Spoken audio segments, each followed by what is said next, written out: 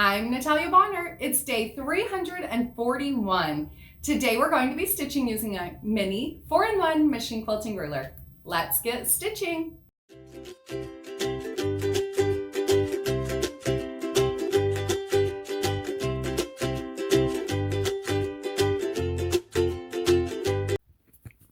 I'll start out by using my blue Mark Be Gone marker and marking an increment 2 inches up from the bottom, a straight line across the block, move up 2 more inches and mark another straight line. From there, I'll adjust my ruler. Now I'm going to mark a straight line vertically right through the center of my block. Now I'm ready to begin stitching. I'll start out by stitching in the ditch all the way around the outside of the block. So I've mentioned it many times in these videos that I love the look of stitching a ditch. I don't always do it first and I don't always do it last. It's really whatever I feel is most comfortable on that particular block.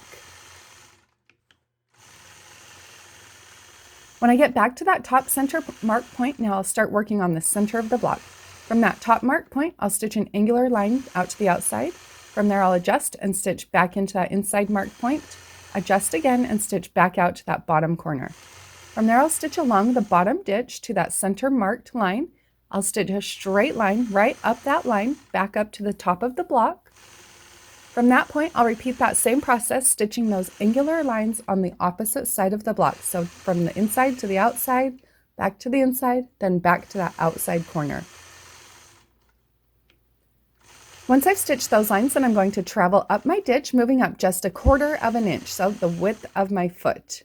When I get to that point, I'll lay my ruler so that the side of the ruler is right on top of my previous stitch line, and then I'll add an echo 1/4 of an inch to the outside of that design.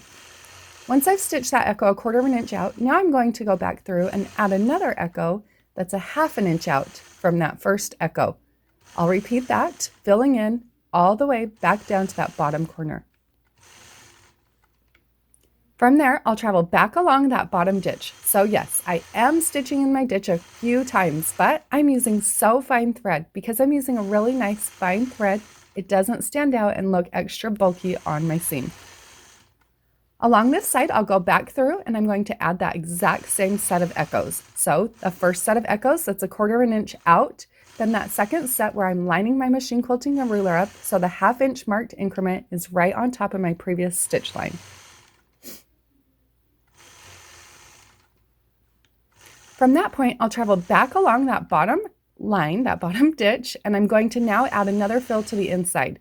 To add this fill, I start out stitching along that bottom, but I'm lining it up so the 1 inch marking on my ruler intersects the outside of the block. Then I stitch to the center point.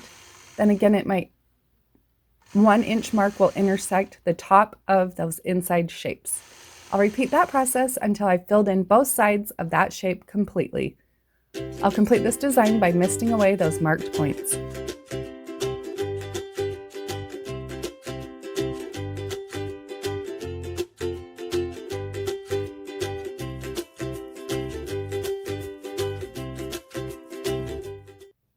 Friends, I hope you enjoyed today's block and found a little bit of inspiration with my machine quilting.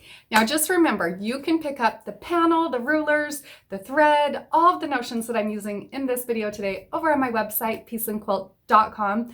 And don't forget to share your progress pictures over on Instagram using the hashtag Let's Stitch with Natalia. That's where we will be selecting winners for weekly prizes. See you all tomorrow.